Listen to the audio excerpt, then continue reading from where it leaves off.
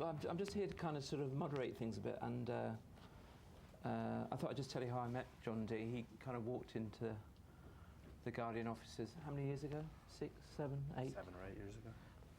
And he was a kind of successful advertising photographer who thought that he kind of desperately wanted to be a photojournalist, newspaper photographer. And I looked at his folio, it's very nice, but it was too glossy, really, wasn't it? And I thought the edges hadn't really been knocked off him, so kind of to get rid of him, I said, why don't you go and work for National or someone like that, you know, just to get a few shifts. So, and amazingly, he did do. And National being a, fairly rough and ready London agency, very nicely called National, but really a London agency that was, sent you on everything and anything. And they probably paid, what, 30 quid a day in those days or something? I don't know, something ridiculous. Anyway, it was really good learning. I think it was 50. It was a great learning curve, and I think it was really good advice, blah, blah, blah. Anyway, and then you ended up at... then he came back to see me again and said, look, I've got all this experience, and you've been using my pictures through National. I said, yeah, fine, but there's not a great deal of work. But we did give you some work, and then, which was great, then you went to work for AFP, didn't you? That's right, yeah. So you went and got this job at AFP, which is, really nice. And then you got bored with that so quickly, I couldn't believe. And then you just took yourself off to Afghanistan, did you not? I wouldn't say bored, but... He can take over from here, really, from there. So, I mean, I guess some of you have heard me talk before about Afghanistan in this venue. So yeah, as Roger says, I went off to Afghanistan and for AFP originally, and then did my first year for AFP, and then wanted to go back to Afghanistan, and they didn't. Well, fair enough. I mean, really, I was supposed to be a London-based photographer. They didn't want to send me to Afghanistan all the time, so yeah, I resigned and went back as a freelancer and had various interesting times that year. And then at the end of 2007, I had started to work with a video camera and with audio, and like everybody else was looking at multimedia and what was happening. I had been trying to teach myself how to. I'd been trying to figure out if I could shoot video and if I could do audio and bring the whole lot together. And I mean, I guess everybody was saying we're going to have to do this if we want to stay working, but I was also just interested to see if I could. And so I went back to the Guardian again, because I like to annoy Roger. And I went back to the start of last year and said, you should really give me a job. And this time the reason is because I can do video and I can do audio and I can take pictures and I'll write you a blog. It'd be great. In fact, I even suggested Twittering back when nobody knew what it was, but because nobody knew what it was, they turned that one down. But Roger did sort of champion me and got me in touch with other people in the Guardian, and they packed me off to Afghanistan last year again for this project, which somebody decided to call 6 months in Afghanistan, although I was going to be there for about 8, and I wanted to call it fighting season, which is much sexier and far more descriptive. But on the Guardian website, it's 6 months in Afghanistan. So what I want to do this evening, we're going to talk about multimedia. I'm going to show you different things. And what I thought I'd do first is just show you some photographs, just straight photographs. And this is really what I would have produced. God, yeah, this is what I would have done 3 years ago. If I'd gone off to Afghanistan as a photographer, as a straight photographer, I would have, worked hard, climbed mountains and walked through scary forests, and I would have produced straightforward photographs. And I would have said, have you shot anything in colour, of course? For God's sake. We did have to reach an arrangement last year where obviously the Guardian has spent a lot of money becoming a full colour newspaper with fantastic print quality. And I do think that black and white serves for particularly conflict.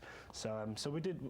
Well, when I say we came to an arrangement, basically Roger told me that colour pictures would go in the paper, and I eventually got some concession that I could send black and white pictures for the website, which I think worked out really well, actually, mostly because I didn't get that much in the paper, but I got lots on the website. But I mean, these photographs I think are fairly strong. I mean, it's, as a photographer, to go away to a conflict zone and get something that represents what's going on, it can be tough at times. And lots of people will say that, you should concentrate on what you do. So writers should write, photographers should take pictures, TV should get in everyone's way, and that's the way of the world. But as I said in the little blurb when I was asked to do this thing about multimedia, I do think that we all know about convergence journalism, or multimedia being the way forward, and there are lots of people who are sort of saying, well, if I'm a photographer, I have to be able to shoot video, or if I'm a writer, I have to have a camera so I can do a few snaps. And I don't think that's the way to look at it at all. I think that if you're a journalist, which I think I am first and foremost, to take photographs, that's what I learned to do, and that's what I love to do, really. And if I could just be a photographer and be left alone, then I probably would do that a lot of the time. But I found that in Afghanistan, when I was going off to these places, because I was going on my own. When I went out for AFP, I went on my own. So I didn't have a journalist or a scribbler with me. And very quickly, I came to the conclusion that I was seeing things that nobody else was seeing. And I thought that, I should be telling people as much of what I was seeing as possible. And I am a great believer in photography. I think it's absolutely fantastic. And, we all remember incidents in our life, and we generally remember them in stills, maybe not in black and white, but I think the power of the still image is really strong. But I also think that using other things, using the moving image and using audio is it gives you a different way to tell story. It gives you a way to tell stories that you couldn't just tell in a photograph. This is a thing I did last year, and this was with Medevac, and it was just flying around. Basically lived with them for a while, and the concept of embedding. So they go out to pick up wounded soldiers day and night, and it's one of the. It's actually in colour as well, unusual.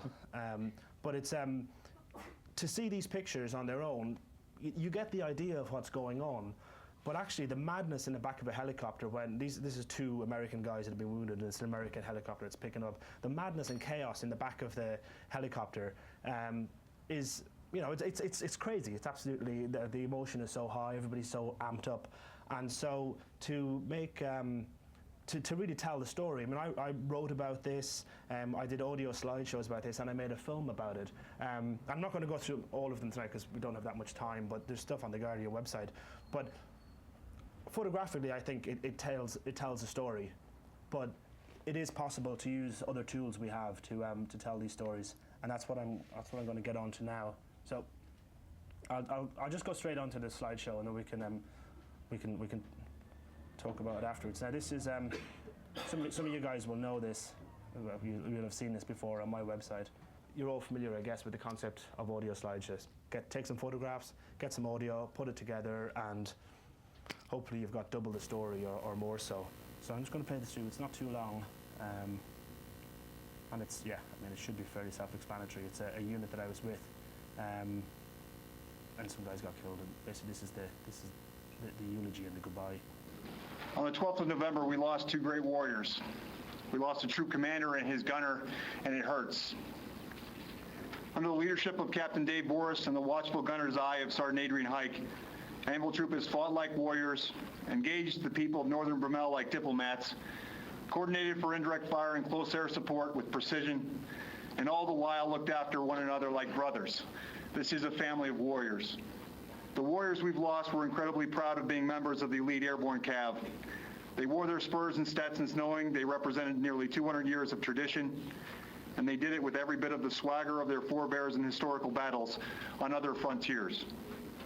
Dave Boris and Adrian Hike were extraordinary men. I know from speaking to Dave on the radio in the middle of many indirect and direct firefights how cool and calm he was under pressure. I heard from his loyal lieutenants about his great sense of humor, chiding First Sergeant Lunsford about the significance of the troop's own fictional First Name Friday tradition. On a Friday morning, you might hear Captain Boris make a call over the troop command net, that is if he was within earshot of First Sergeant. First Name Friday, everyone. Hey, Donnie, it's Dave. Give me a sit rep. And if you know First Sergeant Lunsford's strict adherence to standards and discipline, you can just imagine his reaction. And then smiles all around the Anvil command post.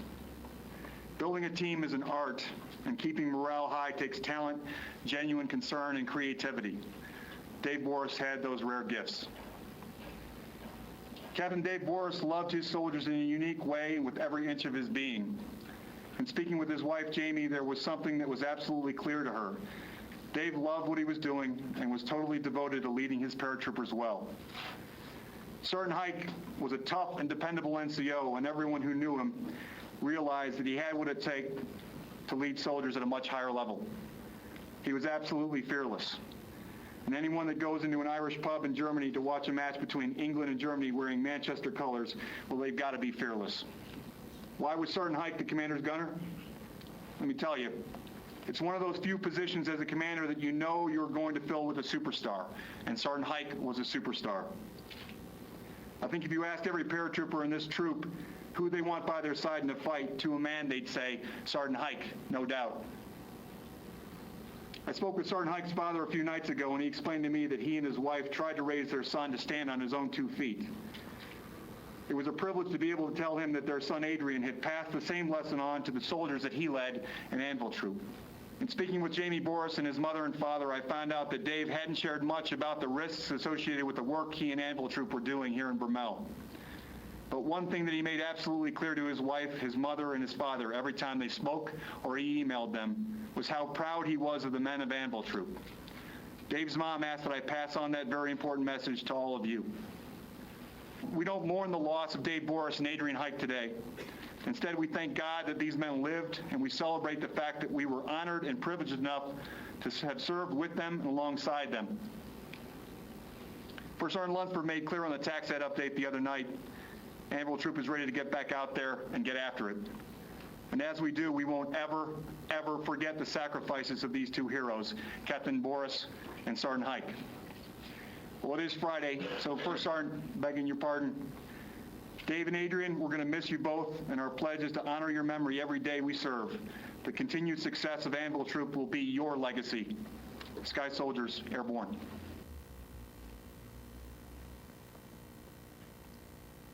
So, I think that the audio, I think that's fairly self-explanatory.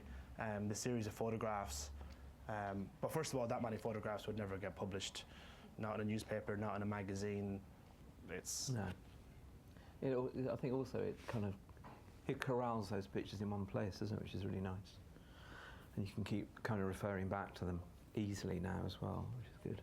Yeah, and even like there seems to be this myth, and a lot of photographers seem to delude themselves that I just want to shoot stories. I just want to go and shoot stories. And I was at Perpignan a couple of years ago, and I was freelancing, so I was wandering around to various previous employers and started going to AFP's stand and sticking my nose into Getty's stand, and all the picture editors there were saying the same thing. They had kids coming up to them with their books and saying, "Yeah, I want to be a photographer, and here's the story. I went to Africa, I did the story, and there's 40 pictures in it."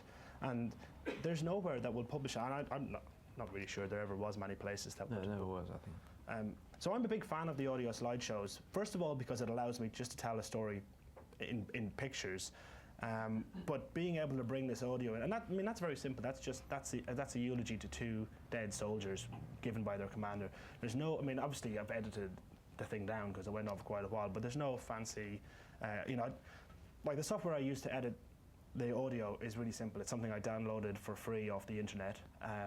And I figured it out in about 5 minutes. And I'm not that bright a guy. It's very simple software to use. And Sound Slides, the program that I use, lots of people use to put the audio slideshows together, is particularly easy as well. But just because it's easy, it doesn't take away from it. I think it works. I think they work really well. It is just interesting. It's pretty crude software, and we don't like it, but we have to use it. But people keep saying, why don't you use Final Cut Pro? But if you use Final Cut Pro, and then you put it through our video player, our video kind of host, it degrades it by about 100 times or something. So you get this crummy kind of video like a still slideshow. So it's best to keep it in that, then you get really nice quality still. Yep. The thing that that's just where we are at the moment, I think. At the moment, yeah. It is changing. Sound Slides is pretty crude, but one of the things that I like about it, I know lots of other photographers like about it, is it creates a shockwave flash or an SWF file, which means it's really hard for people to nick your stuff off the web. and I love that. So you can also, I mean, the new version now you can do without audio, so you can just do a straight slideshow. And again, because it's this flash, people can't steal individual images. So it's really handy. I'm just going to show you another quick audio slideshow. This one is one that never got used in the end, actually, and it's just to try and show, you know, because the eulogy, I think, you know, although it works really well with that slideshow, it's sort of it's almost like it's created, somebody is making a speech specifically for a slideshow. Hey, Mom. How's your head feel? Whoa! How's your head feel? Mala cuchera. You can have one if you want it. Mala cuchera. She said, give me the box, just box. Just a box? Yeah. You don't want the animals and you like cats? Look, watch. She's mentally retarded. Mama. Mala cuchera. She usually comes out here and hangs out by the camp. We call her the Oracle. Her father abuses her, as you could probably tell by some of the scars on her face. Her dad hit her up pretty hard one day and split the back of her head pretty deep.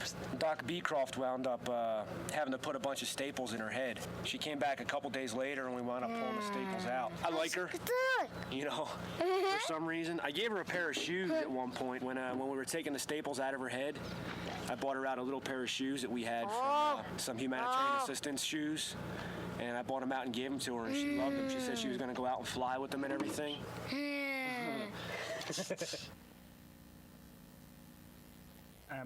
That was, I made that at the end of last year at the combat outpost Saray that I was at in Afghanistan.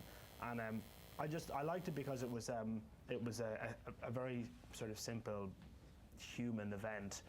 This soldier who was, you know, every day doing his best to kill Taliban, but was really touched by this young girl that would come to the camp. And yeah, and I mean, I heard lots of other stuff. I mean, it's so difficult to get people to say this stuff, you know, on camera or on audio.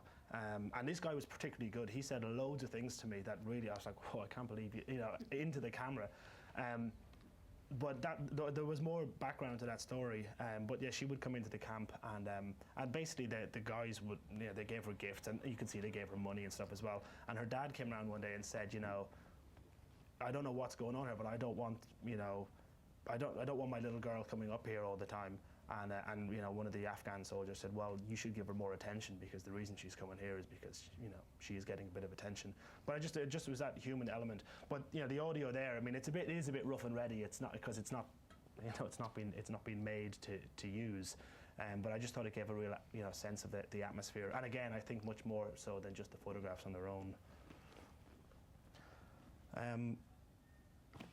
We show the film, and then we can get to all the questions.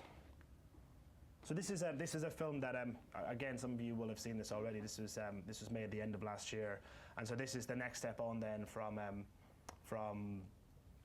audio slideshow, from still images to moving images, and the whole 9 yards. 19, start moving across that whole ridge line. This way.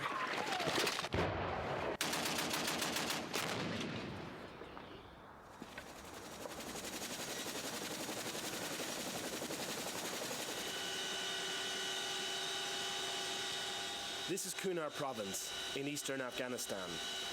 I was on my way to a remote combat outpost. Already, the fighting I'd seen was intense. The last stretch of the journey is too dangerous by road. Everyone must fly in, but even helicopters come under fire.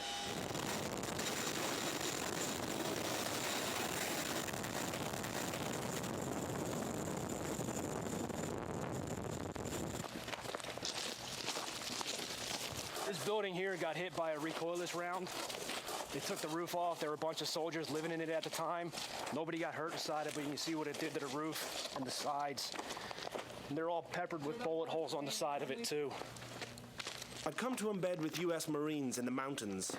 Little did I realize that over the next month I would barely venture farther than this trench.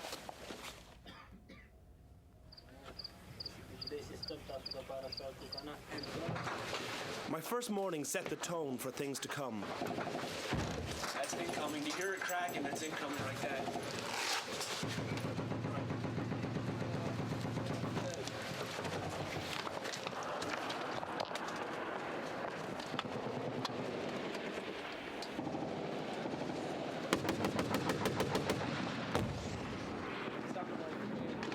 Doors outgoing. These guys have spent almost 9 months under fire. Incoming, incoming.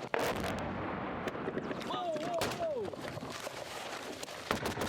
Go, go. The Taliban control the high ground and attack almost every day.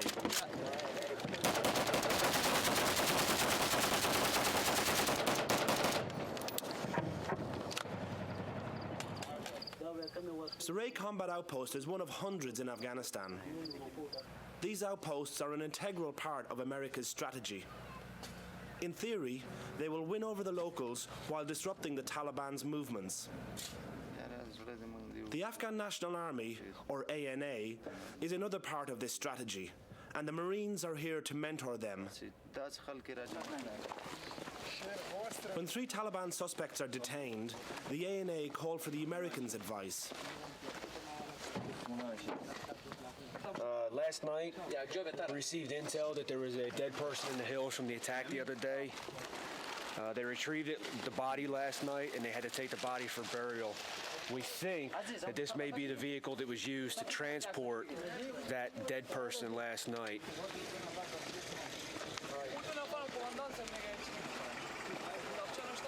One of the pieces of evidence we use to determine who's good and who's bad are usually their shoe type. They got shoes like he's wearing and shoes like the other guy's wearing. They usually wear shoes like this to move around the mountains a lot easier. If they were down in the valley, they'd be wearing sandals like that guy's wearing right there.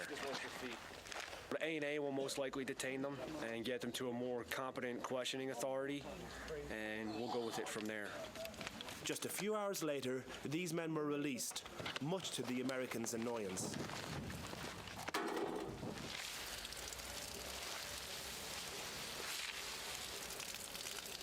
People understand there's a war, but I don't think people understand anymore what war really is. A lot of the reports you see are reports out of the big bases. The Camp Fallujahs, the Bagram airfield area, the big areas is where you're getting the reports from that it's secure, there's not a lot of fighting going on. It's austere locations like the one we're in right now, Saray, that the fighting is happening. You're the first reporter in 8 months that I've seen up here. And I'm sure there's tons of other little bases in Afghanistan that nobody knows about.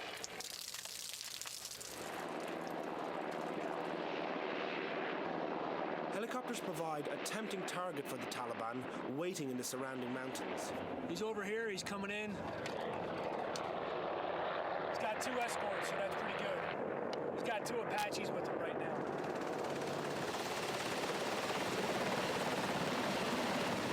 The bird's getting shot at right now. Taking small arms fire again.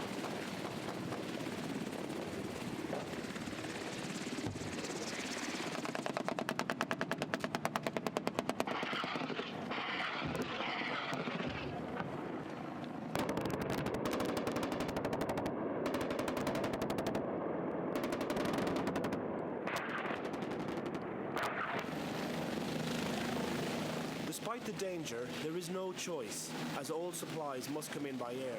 They hit a helicopter, that's a huge deal for the Taliban. It's a lot of money for them, they get paid a lot. You know, the Taliban or the ACM, the anti-coalition militia that are up here are not stupid. They know what they're doing. They're not just up there standing there with bright white man dress on. We got the most sophisticated equipment in the world. Helicopters with great thermals, all these sights that can see to like Jupiter and things like that. But we can't pick up on one guy who's sitting 800, 700 meters away from us, shooting at us. Fuck, I hate when they do that.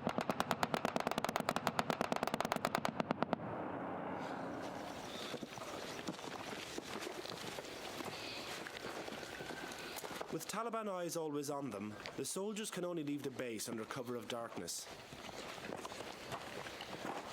Nearby villages provide a sanctuary for fighters and weapons. Okay, grab your 4 soldiers, and I'll talk to Corporal Endicott on the radio. Corporal Endicott will take them up this mountain a little bit just to look around. Hey, I got a team of 4 coming to you. I want you to push up on that rock outcropping just to your front and just get eyes on the village. I want to try to use as much surprise as we can. Over.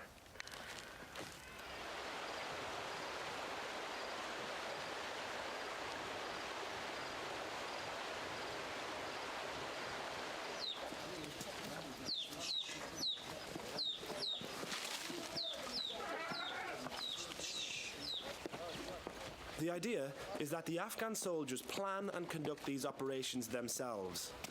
The reality is without the Americans present, these patrols probably wouldn't happen at all.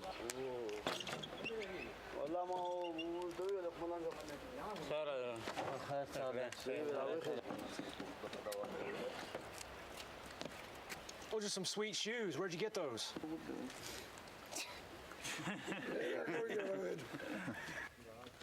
As usual, there is no sign of the Taliban. In fact, the only thing the search turns up is a British-made Lee Enfield rifle, manufactured in 1902. Whose is this? Already over 100 years old, it probably arrived the last time the British were fighting in Afghanistan, in 1919. Not working. There's nothing in there. Despite the absence of Taliban fighters, a villager accidentally let slip their recent presence. So you've talked to the bad guys. That's what you just told me. You have talked to the bad guys.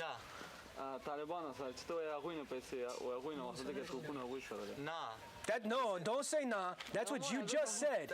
You just said the Taliban said they shot the artillery, they shot the mortars. You should go talk to them for being paid. Is that not what he just said? Yeah. Now I have trouble believing you. Anything you tell me, I'm going to doubt now. The fucking dude just said he talked to the Taliban, and the Taliban told him to come see us to get paid for his sheep and his goat that got killed. When I said something to him and questioned him, because I actually understood what he said, now he's changing his story up on me. I'm fucking ready to makes me mad.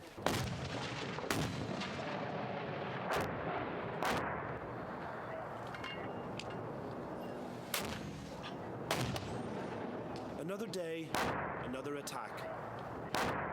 Get him, 81s, get him! I got a little fucking action on the... Oh, shit. That was outgoing. No, that was incoming. Fucking sucks to get shot at and not know where you're being shot at from. Holy shit. You okay? As soon as I pop my head up at the binos and start looking, they pop rounds right off at me. Right at me. Motherfuckers! It's like fucking rocket science. Shoot back, do something. Instead of sitting here and let us get in fucking... It's their show right now. They're the ones up in the mountains. They can see us. We can't see them. I'm stuck in a hooch. I can't do nothing. Because all I want to do is put two crosshairs on the guy and shoot him right in the face, but I can't. Holy shit! That was right. See? Yeah! That's how you fucking get it.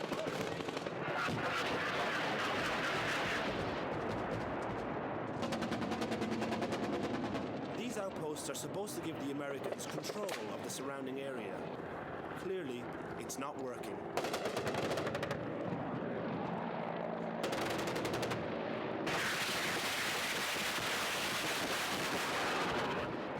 They've been fighting in this country for years. They know how to fight against us, and we have a hard time countering them.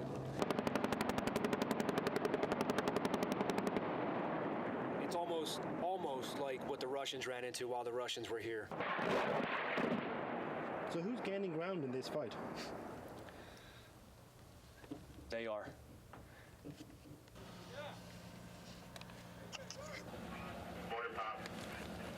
Got a shot. Got another mortar round coming in. I fucking hate mortars.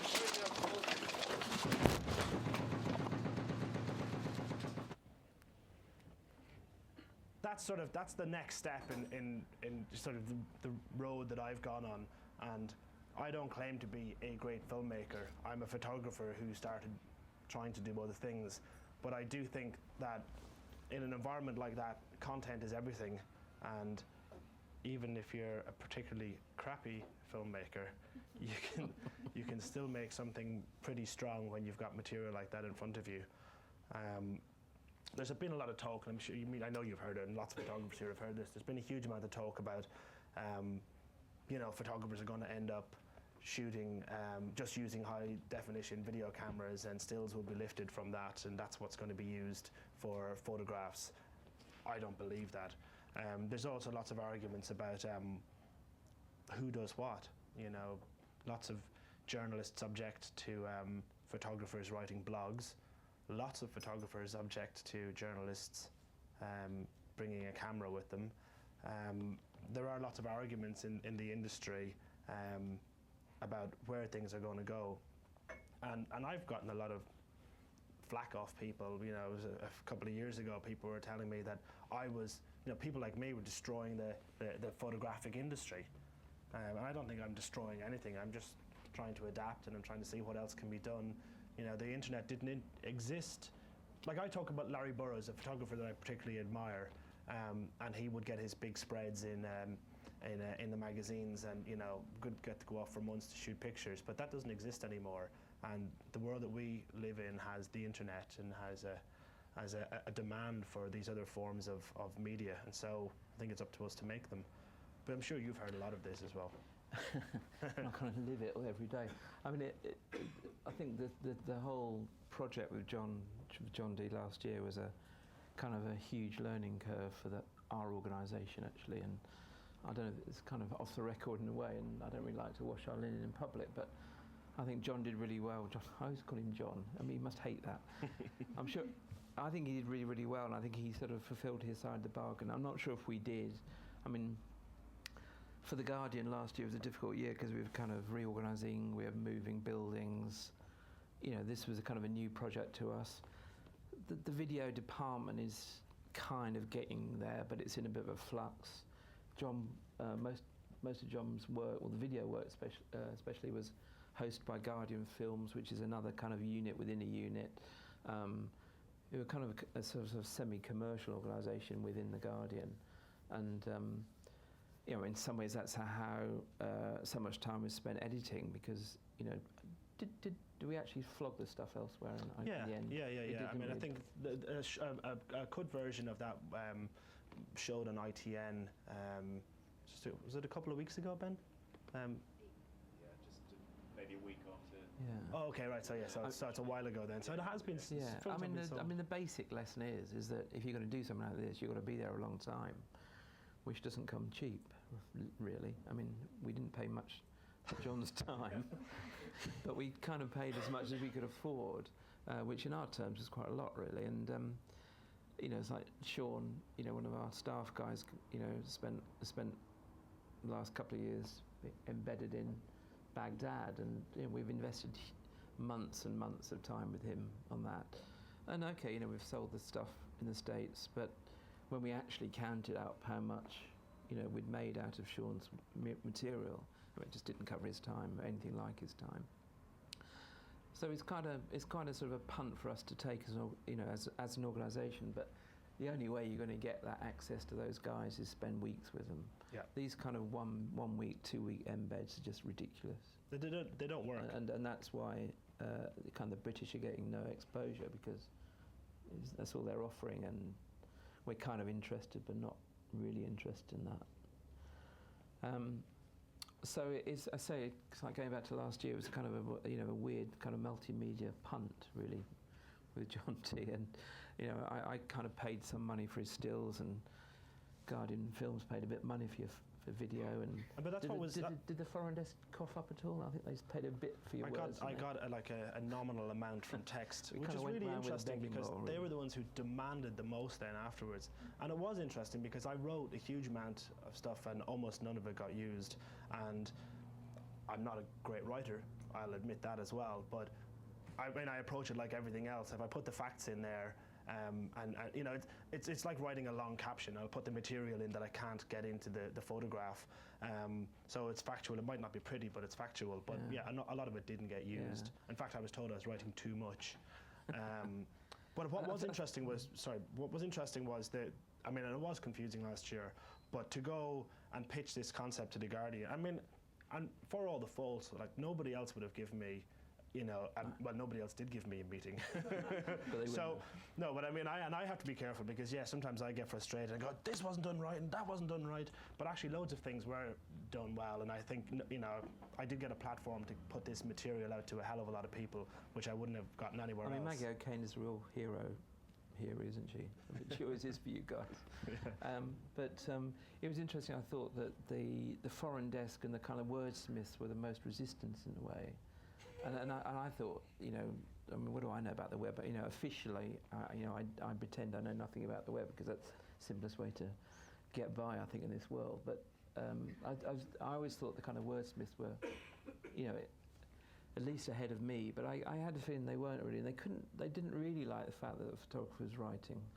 But they never liked the fact that, I mean, if you write a blog at all, the scribblers will come down on you, and it's really, it's you know, it's bloody annoying for lots of, because the amount of stories that have been written from a hotel room off the back of our photographs, and we all know that it goes on. Oh yeah, the boy in the blue hat. It's like, what? No way. You know, actually, part of the reason that I like black and white pictures, it gives them less detail.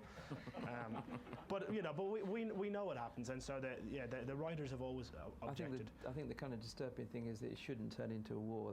No, absolutely not. We can't really afford that. I think we must just try and get in there and perhaps welcome their photography as well. Well, I do think that some, you know, I mean, people will specialise. People have specialised forever. People will specialise, and some people will try to do more than one thing. I think it particularly makes sense in Afghanistan or in war zones because it's so bloody difficult to get access. And I've said this before, but it's always easier, like, because I work on my own, it's always easier to find one spare seat in a Humvee or one spare seat in a helicopter. And it's also a lot easier to get to know these guys. And again, you have to be there for weeks and months to really get people to trust you and to open up before you're going to get this kind of material. And I find being on my own is really advantageous, because if you're sitting on your own eating, somebody will come and talk to you. But if you're sitting with 2 or 3 people as part of a team, you'll be left on your own. So it works that way. But and also financially, I think it makes sense, because if you can send, and again, like, this is quite controversial because lots of people will say, I mean, that's why it's driving. That's driving it, isn't it? Yeah, and then there is an argument against that as well. And you know, people will say, well, you know, if you're doing 3 different things, are you getting paid for 3 different skills? And of course, the reality is, no, barely getting paid for one. Is reality, isn't it? Interestingly, Declan Walsh, who's our Pakistan correspondent, is probably our most successful writer, photographer, in the same kind of neck of the woods. But you know, he's I wouldn't say the word humble, perhaps humble is the right word, but I mean, he knows his limitation, and he knows when he's on a big job, like a big interview, he you know, he won't shoot pictures and do the words. He'll say, no, I need a photographer with me, you know, on those big times. But I think when he's traveling, he's quite happy to shoot pictures, and I think he's a good photographer, actually. It's really good. Yeah, well, he was originally a photographer and then moved.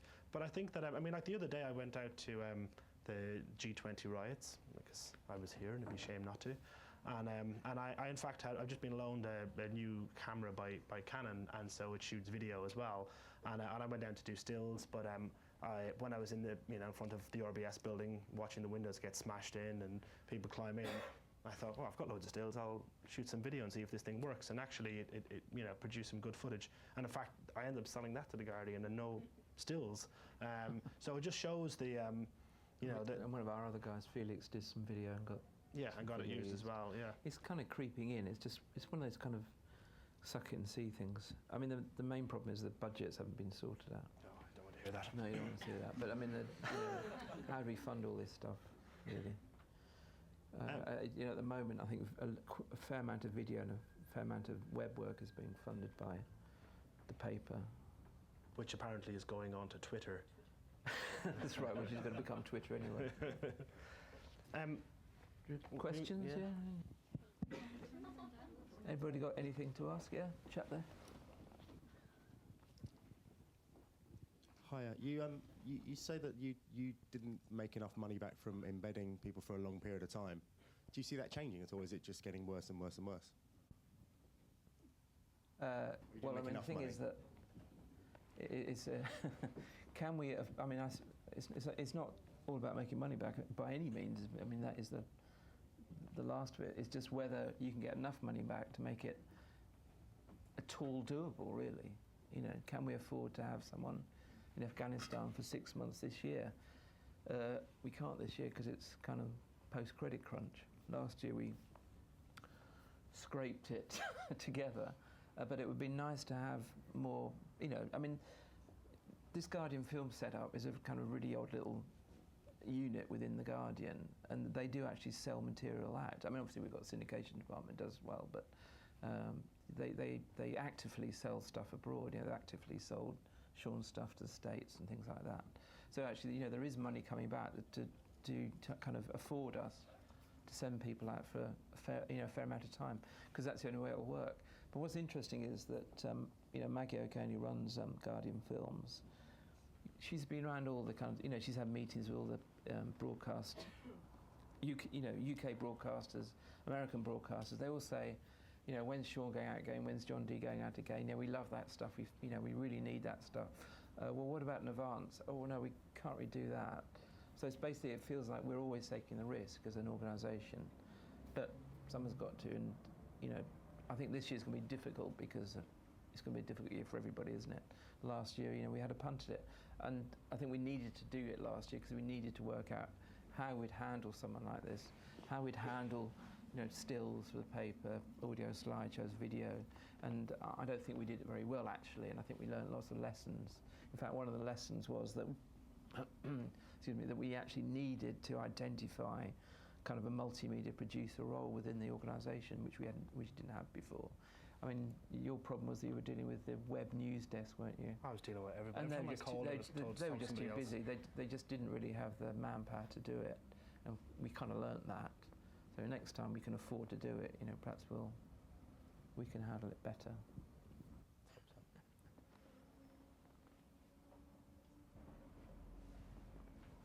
I think the scope's first.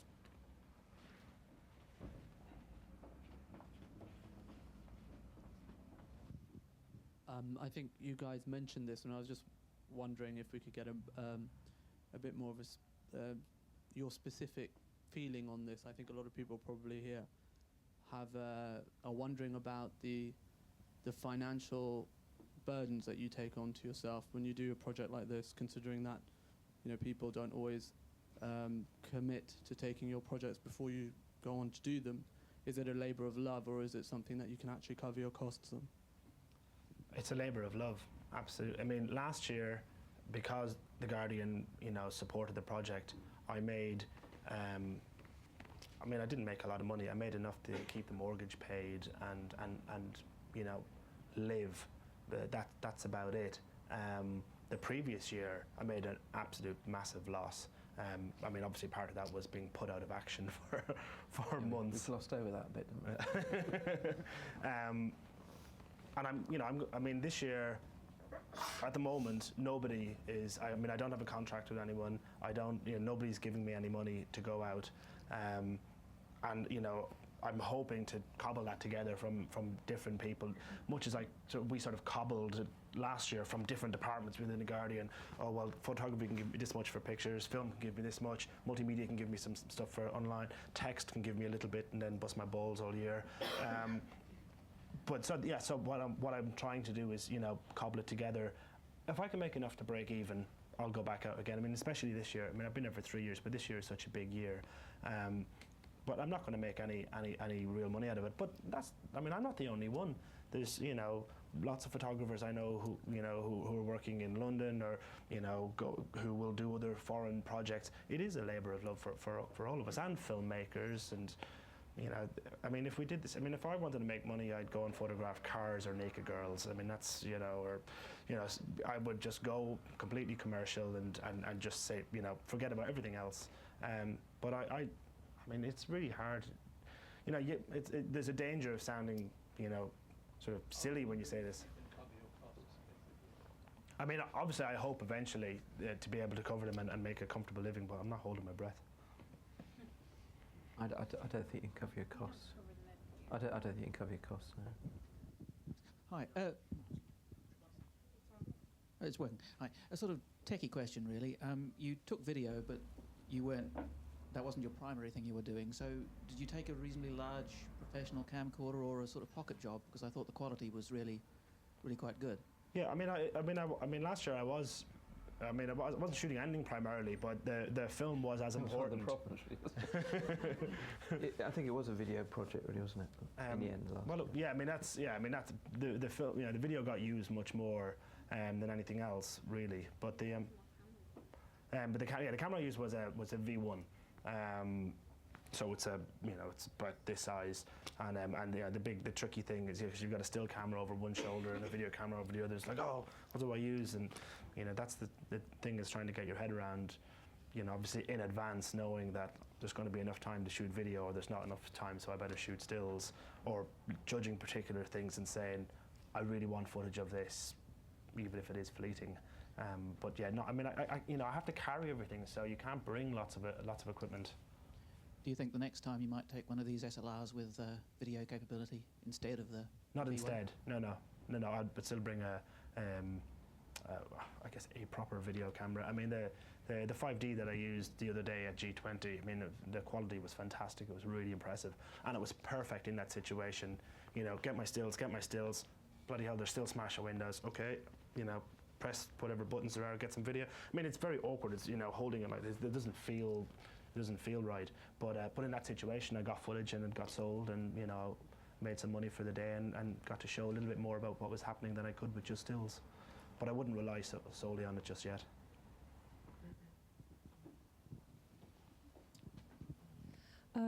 Yes, I would like to ask a question, I suppose a marketing kind of question. What is the demand for that kind of product, that multimedia type of product coming from a photographer? Because in a way you're competing with, say, professional documentary filmmakers.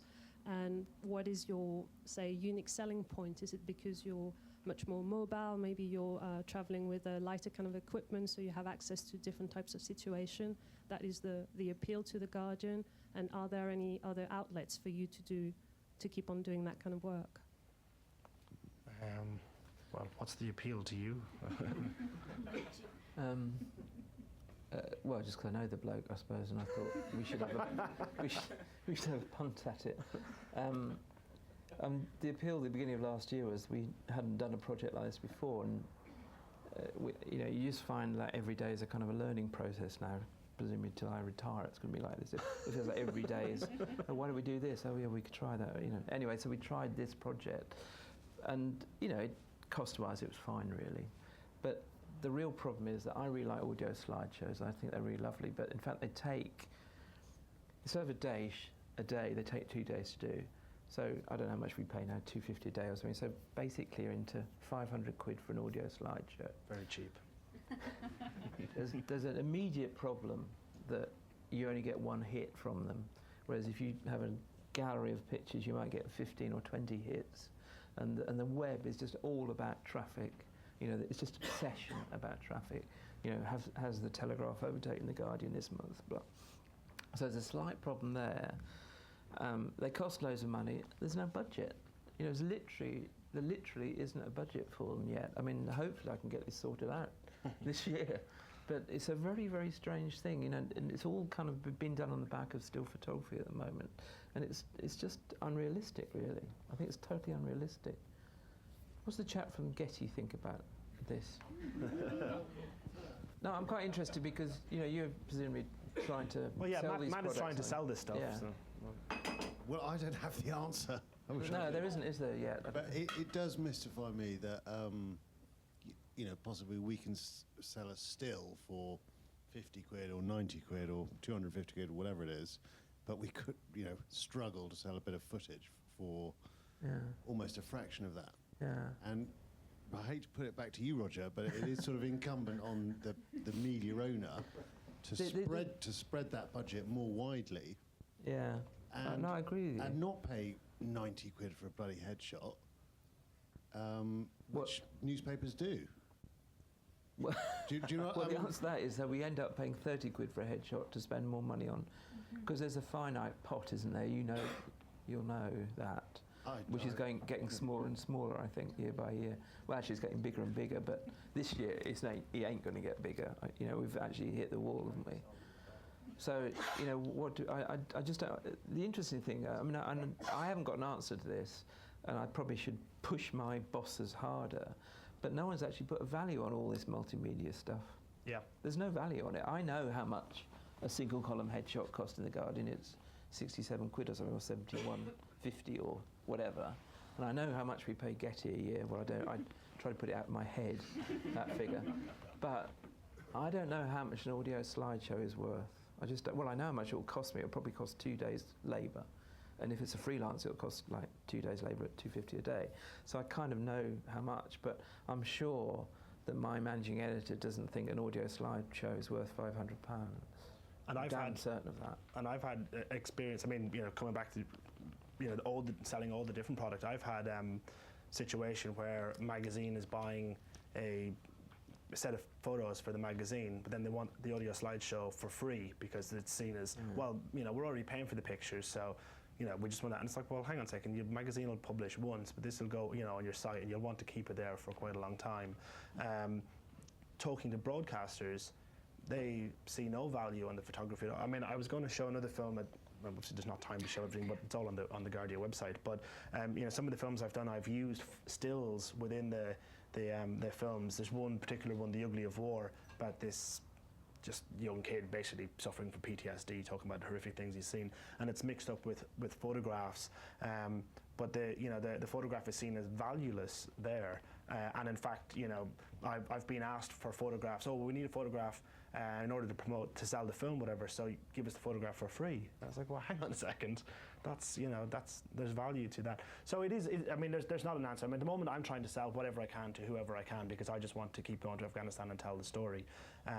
It is all very confusing, and I do different deals with different people, and I hope that some semblance of sense comes to it.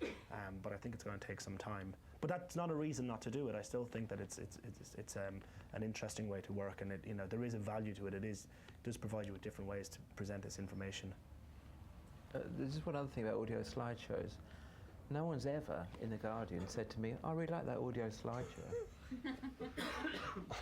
It's just no, as if they haven't noticed them, or it's just really curious. I mean, I don't know if it's because the web is just cool like that, but like the newspaper, if you get a good picture of the newspaper or use a good picture, someone says, oh, that's a really great picture, that's a really good centre spread. But it's really bizarre, I just, They thought it was footage. Sorry? They thought it was footage, and they said that was really good footage, meaning it was a slideshow. No, they're all obsessed with video. Everybody apart from the picture desk is obsessed with video now. So I think that might be the reason, because it ain't video. Hi, John D. How are you? Do you find that dealing with many different bits of the same organisation, you get conflicting editorial requests? So you'll find one end of the Guardian will say, well, we'd like you to do more pieces about civilian casualties, and others will say, we want you to do a week in the life of a Marine or something like that. Brian, I am trying to get another contract out of the Guardian. So I obviously can't answer that. Yeah, I mean, of course, it is conflicting. Different departments want different things, and they have see things in a different priority, and it can be very confusing. I mean, it's not really possible, and so you have to make your own decisions about. Well, maybe that's my big problem. I will take an executive decision and say, well, that's what I'm going to do, and you can take it or leave it. But I think it's the only practical way to do it. Again, particularly out in Afghanistan, it's not like you can pop round to the foreign desk and have a chat about what their request is or why it's not going to work or whatever. So you can get the I got a message when I was coming back the last time on the sat phone, which of course was switched off because I switched it on as a message. It was going, oh, call the office immediately, and it was like, we need to do some pieces to camera because there was this idea that the film, we were trying to make a long film from last year at the end of the year, and so we're going to someone in the office had come up with the idea that we'll get you to give sort of lots of pieces to camera about your feelings about things. And I was like, well, I'm in Kuwait, I'm not in Afghanistan anymore, and I'm actually walking to the shower to shave my beard off. And they were like, no. And so in the end, I sat down with this camera and put it on a tripod and spent about an hour and a half talking to the camera, like feeling like a complete idiot. Did well there, didn't I? And I tried to sort of, explain my feelings over the whole course of the year. Of course, it never got used. I mean, it never even got transcribed. By the time I got back, 24 hours later, somebody had changed their mind and they wanted something else. And that's one of the few times that I did actually sort of take it on board and go, well, if they really want it, I better do it. But you're absolutely right. Different departments want different things. But I think I mean, that's always going to be the way it is, and you know, if you do more than one thing, you're going to have problems like that. Oh God, that brought on a lot of questions. Lady there? Yeah,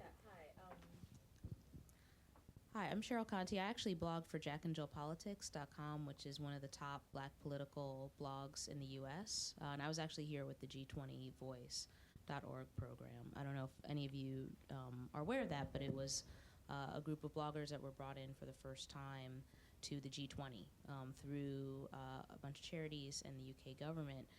You know, what we found was that the press felt both very interested in the work that we were doing, but also somewhat hostile. You know, and my question to you is, you know, in the United States, we have a lot of newspapers that are actually closing and going online only, including the Seattle Post-Intelligencer, the San Francisco Chronicle is in trouble, the New York Times is actually begging for money. So, you know, given the work that you're doing, you know, and some of the issues that you describe internally, I mean, you know, what's the future of journalism in this country and in other countries? I mean, well, you know, I think it's very frightening. I'm not going to make any prediction more than that. It is very frightening. It's frightening for all of us. Nobody really knows what's going to happen. You know, some of us are sort of just blinkering ourselves and keeping going for as long as possible. I'm not one of the big bosses. I don't know how they're going to fix one of the things, but you know, I mean, it's frightening. Like for me personally, I've put 3 years into Afghanistan. I think it's, you know, a massively important story. I've given up a lot to cover it. This year is, you know, going to be a massive year in, you know, it is make or break year in Afghanistan, and it's killing me to think that I won't be there. I mean, you know, my plan is to go out for at least a few weeks if I have to finance it myself, but you know, financing myself to go out isn't enough, because obviously there's the insurance question, and you know, and I've been down that road before, and so I really want somebody behind me if at all possible. But if I can't get a backer, if you know, if the Guardian can't come up with money, and if I can't get a broadcaster to buy in, or if I can't cobble enough between different people, then I won't get to go very much. And what's really frightening is that it is a big, I mean, it's not the only big story, but to me it's a huge deal. And I think it's really frightening that, you know, it's ramping up so much, and yet there will be less coverage of it this year because, you know, there's not a lot of money around. And that's just my little sort of microcosm of journalism. I don't know what the future is, and I'm, you know, worried about it, but I'm sure Roger will tell us.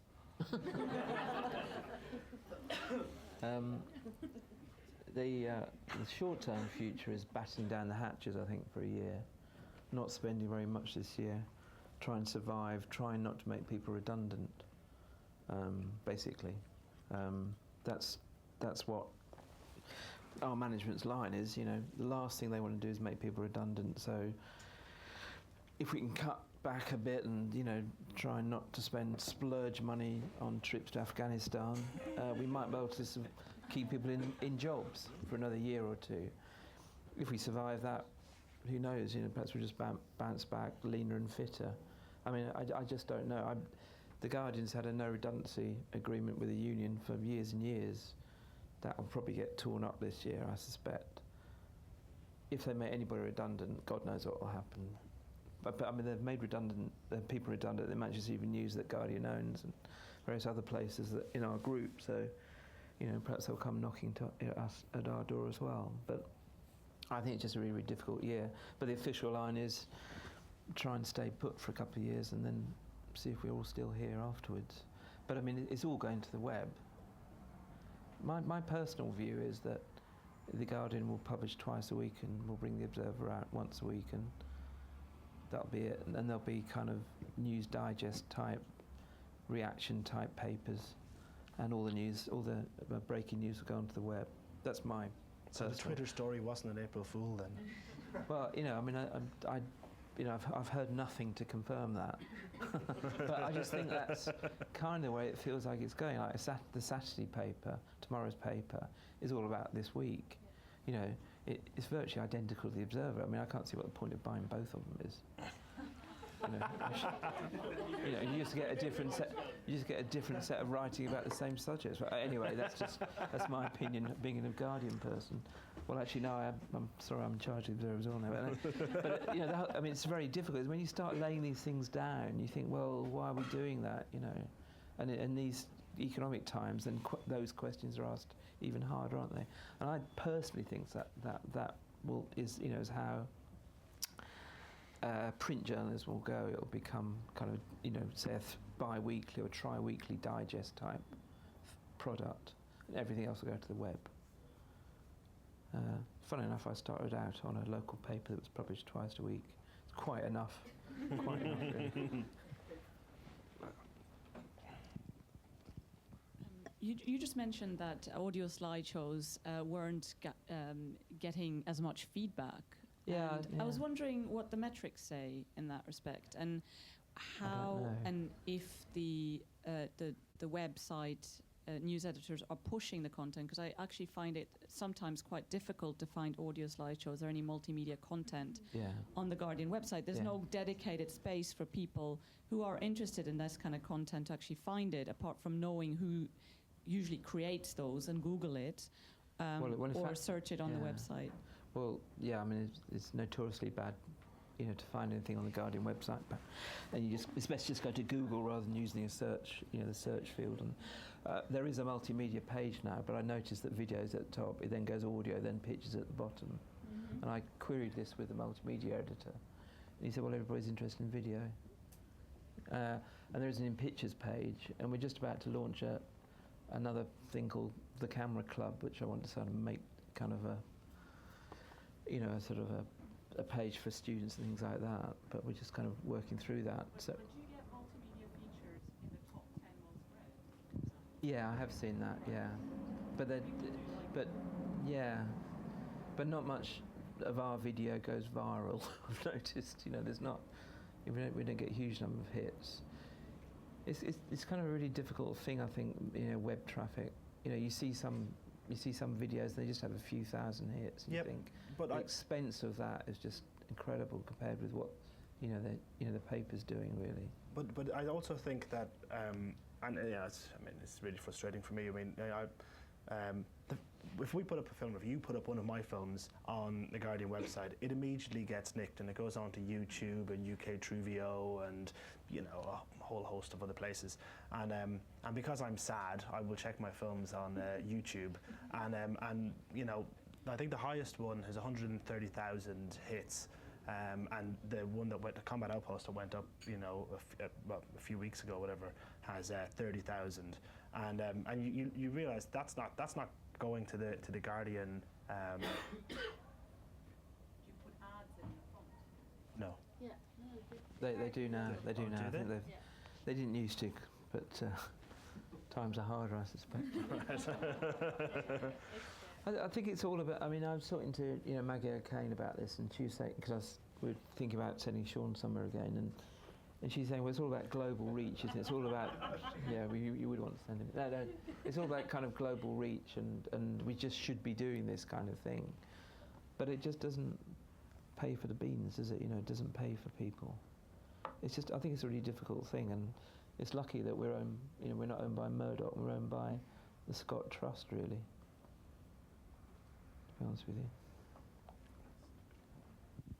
Hi, I've got 2 questions, if that's okay. I'm a journalism student, and we've been told quite a lot that we should be able to do everything well.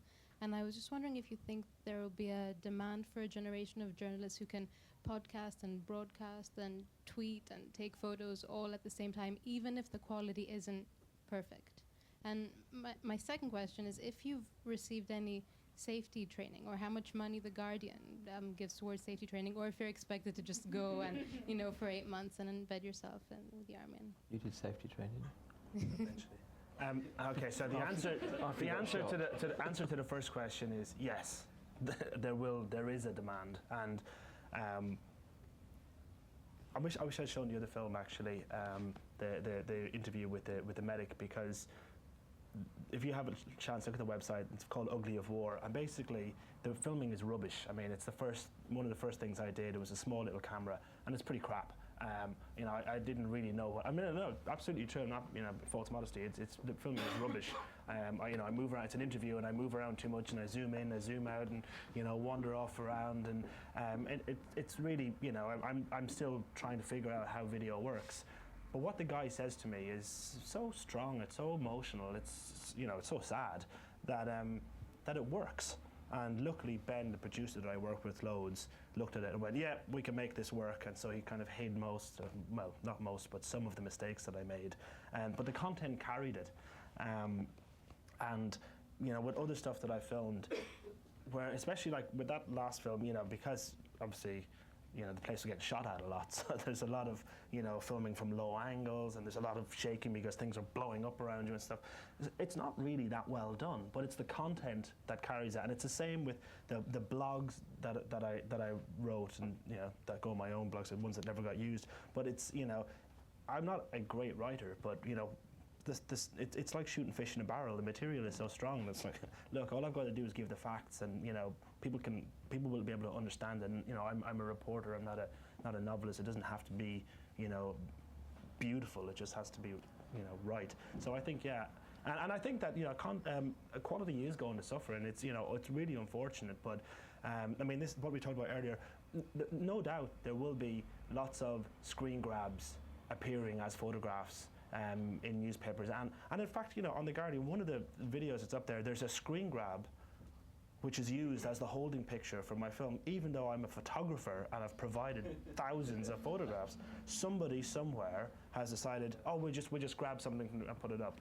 It's just astonishing. But you know, but we will see more of that.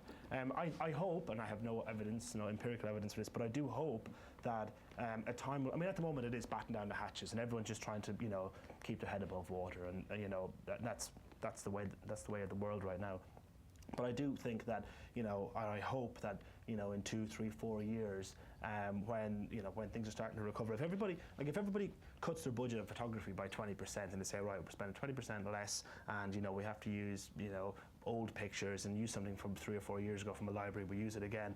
All it takes is for one person or one company to come along and say, well, you know, we want to get a market edge, so we're going to spend a bit more. And I have to hope that's, you know, that we will return to that, where people will invest more in quality, but I think it's going to be a little while. In answer to your second question, safety training, no, initially. But I do think that, you know, you learn most of it just by being there. I did do a hostile environment course last year, but I will say that I didn't really learn anything on it that I didn't know already, aside from some of the really complicated first aid stuff, which I'd always wanted to do. But a lot of it you just sort of figure out. But basically, if people are shooting, stay down. I think what's got to happen is that people like me have got to not just begrudgingly hand a reporter a camera, you know, like a crap camera, and say, well, just get on with it, you know, and like hope he never comes back again. I think I've got to think, I'm going to give him a reasonable camera, I'm going to train him up and do the job properly, and conversely, or whatever, the photographer is going to have writing training, I think so students like you are going to have to understand what questions to ask, in what order, and things, you know, just simple journalistic training, and I think we just got to accept that and not be too territorial. Yeah, and it is really important, because, like, at the end of the film, where I say to the guy, you know, he's talking about the Taliban, and I say, so who's gaining ground? Now, again, like everything, I'm not a good interviewer. I mean, you know, and initially I would not really ask questions, because I was a photographer, and photographers are not supposed to influence the scene in any way. We must record only what happens in front of us. And it's very difficult. It was very difficult to make that transition to, like, doing video stuff, where you have to ask questions. And, you know, I mean, I've seen some stuff that goes on TV, like, you know, switching images around and stuff, where as a photographer I'm going, what, you can't do that? But, oh no, it's completely acceptable in TV, people do this all the time. So you still have to, you know, keep your own sort of, you know, boundaries, and, you know, and say, well, this is what I'm prepared to do and what I'm not. But asking questions I found really, really difficult to do. But that one question, and it's not, you know, it's, you know, who's gaining ground? Like, it wasn't the most insightful, you know, but his answer says everything, and the pause says it all. Just 2 more. Hi, my name is Luke Kulagevic. I'm a photographer. I'm really interested in what you said about quality, because you know, I can see how you can train a writer to take some photos, or you can take, you know, a photographer and ask him to record some sound. But you know, the quality product doesn't come from this, you know. And like, you can send David Smith, like The Guardian did last year, to Iraq, and he's good at what he does, but he's not a war reporter, and he's definitely not a video person. And the results are predictable, you know. But then you can send this guy, and he spent like 6 months there, and then there's 3 or 4 producers working on it. So the quality of the product is much different, right? And I think the assumption should be that the quality of the product actually attracts people to come to the site, right? So doesn't that translate to the guys that you're dealing with who are setting your budgets? I think that's probably an unrealistic model, financial model, to say that forever you're going to have photographers and journalists, and you're going to have expert photographers and expert journalists, and there the twain will meet. I think that's unsustainable. Right. I mean, it's not so much about keeping things separate.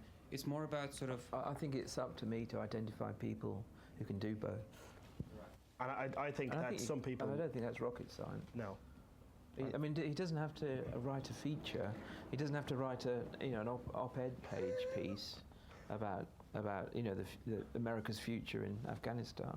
He's just got to report quite simply and straightforwardly, and let his pictures do the kind of work for the words. And it could be the same with a reporter. It's going to be more difficult for a reporter to take good pictures, I suspect. And that's been borne out. So there just aren't any around really. Apart from Declan, who was a photographer first. Yeah, so it's more difficult to go the other way. But there must be people out there. Well, it's funny because we were just talking about Flickr in the office this afternoon, saying that it's quite interesting when you see stuff on Flickr, and a lot of it's amateurs' work. You think, well, that's good stuff. That guy's actually really got something. He's not, he could be like gas boiler repairman, but he's actually a good photographer. And you can't say just because he's a gas man. He's not going to be a good photographer. And I think it's the same with writers. I think you got to kind of explore it a bit and see who comes out the woodwork. But I do think that there will still be people who just write, and there will be just photographers. But there will be some. And there will be photographers who won't do film. Fair enough, really. Yeah, absolutely. But there will be some people who blur the boundaries and who do lots of. And as I say, particularly I think in war zones, it lends itself to being able to. Well, do as much as possible, really. I'm not deciding who the last one is. Oh, there's a couple. Just 2, should we? Okay. Hi, just a quick question regarding the footage, because how you can sell footage? Because when it comes to photos, you can just upload some to Flickr, people can see it, and you can sell it. But with footage, I mean, if you record something, how you can sell it?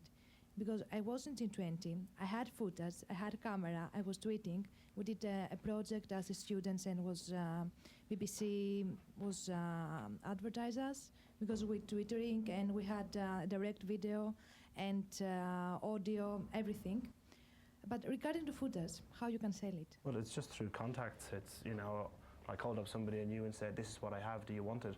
And it's the same as selling everything, really. I mean, there's going out and making a product is pointless unless you've got a market to sell it in. But I mean, there's no real easy answer to that. But you have to know the people to sell the product, but the people have to know you can make the product before they buy it from you. So, get your contact book going. It's not a smart ass answer, but it's just have to get out there and get to know the people. And something else, with what did you edit the video? I didn't edit it.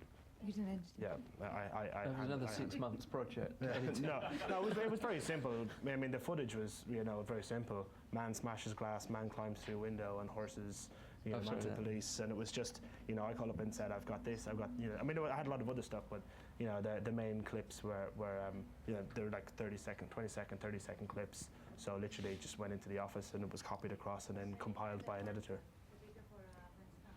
For Afghanistan, that was I thought you were talking about G20. The Afghanistan stuff was edited back in the Guardian office. So I would go away for a couple of months and then come back and spend a couple of weeks in an edit suite with an editor and with a producer who would try and make sense of what I'd done.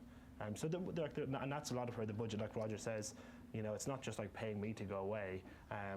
There's lots of other people involved in making the product.